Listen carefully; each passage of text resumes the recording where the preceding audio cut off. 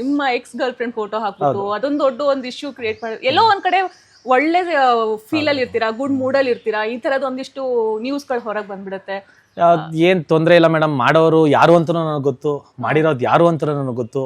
ಅವಳು ಒಂದ್ ಹೆಂಗ್ಸೆ, ಈ ತರ ಬಿಡ್ರಿ, ನಂದು ಏನಾದ್ರೂ ಹಾಕೊಳ್ಳಿ, ಅವಳು ನಂದು ಏನಾದ್ರೂ ಮಾಡ್ಕೊಳ್ಳಿ, ಬಟ್ ಇದ್ರಲ್ಲೂ ಒಂದು ಹುಡುಗಿ ಜೀವ ಇದೆ, ಅವಳದೊಂದು ಹೆಸರು ಇರುತ್ತೆ, ಅವಳದೊಂದು ಫ್ಯಾಮಿಲಿ ಇರುತ್ತೆ, ಅವಳಿಗೆ ಅಂತ ಒಂದು ನೇಮ್ ಇರುತ್ತೆ. ಈ ತರ ಇದ್ದಾಗ ಇಂಥ ಚೀಪ್ ಕೆಲಸಗಳಿಗೆ ಕೈ ಹಾಕೋದು ಒಂದು ಚೀಪ್ ಮೆಂಟಾಲಿಟಿ ಇರೋಳು ಅಂತ ಗೊತ್ತಾದಾಗ ಅವ್ರಿಗೆಲ್ಲ ಇಲ್ಲಿಂದಾನೇ ಒಂದು ನಮಸ್ಕಾರ ಹೊಡಿಬೇಕಷ್ಟೇ. ಬಟ್ ಆದ್ರೆ ಇನ್ನ ಮಾಡ್ಕೊಳ್ಳಿ, ಏನ್ ತೊಂದರೆ ಇಲ್ಲ. ನನ್ನೇ ಕೇಳಿದ್ರೆ ಇನ್ನು ಒಳ್ಳೆ ಫೋಟೋಗಳೇ ಕಳ್ಸಿರುವೆ 4-5 ಎಕ್ಸ್ಟ್ರಾ.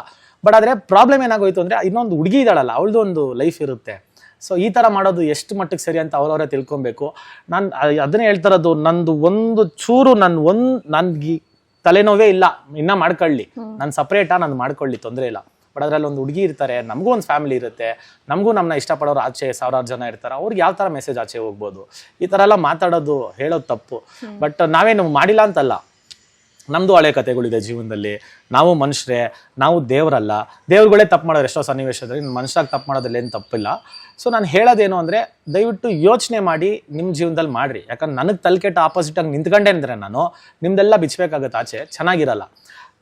ಮಾಡಬೇಡ್ರಿ, ಇಂಥ ಕೆಲಸ ಮಾಡಬೇಡ್ರಿ ಅಷ್ಟೇ. ನನಗೆ ಇದರಿಂದ ಏನು ಪ್ರಾಬ್ಲಮ್ ಆಗಲ್ಲ, ನನಗೇನು ಪ್ರಾಬ್ಲಮ್ ಆಗಲ್ಲ, ಬೇರೆಯವ್ರ ಲೈಫ್ ಇರುತ್ತೆ, ಅದ್ರ ಬಗ್ಗೆನೂ ಯೋಚನೆ ಮಾಡೋದು.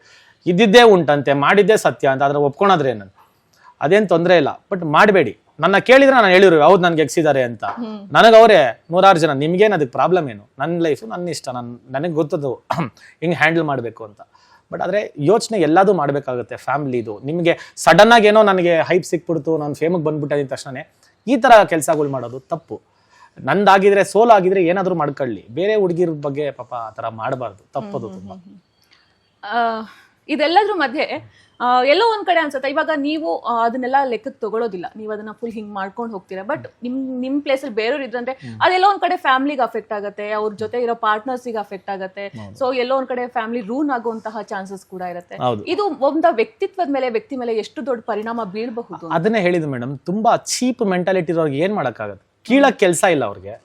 ಬೇರೆಯವ್ರು ಏನಾದರೂ ಬೆಳಿತಾವ್ರೆ, ಚೆನ್ನಾಗಿ ಹೋಗ್ತಾವ್ರೆ ಅಂದರೆ ಪಾಪ ತಡ್ಕೊಳಕ್ಕಾಗಲ್ಲ. ಅವ್ರ ಕೈಲಿ ಏನೇನು ಮಾಡಬೇಕು, ಹೆಂಗೆಲ್ಲ ಮಾಡಬೇಕು, ಪಾಪ ದಿನ ರಾತ್ರಿ ಎಣ್ಣೆ ಹೊಡ್ಕೊಂಡು ಯೋಚನೆ ಮಾಡ್ತಾರೆ, ಇವ್ನು ಹೆಂಗೆ ಕೆಳಗೆ ಹಾಕೋದು, ಏನು ಮಾಡೋದು. ಪಾಪ ಅವ್ರದ್ದು ಟೈಮ್ಗಳು ಯೂಸ್ ಮಾಡಿರ್ತಾರೆ ಅದರಲ್ಲಿ. ಮಾಡಲಿ, ತೊಂದರೆ ಇಲ್ಲ. ನೀವು ಮಾಡಿದಷ್ಟು ನಾನು ಬೆಳಿತೀನಿ, ಮಾಡ್ಕೊಳ್ರ, ತೊಂದರೆ ಇಲ್ಲ.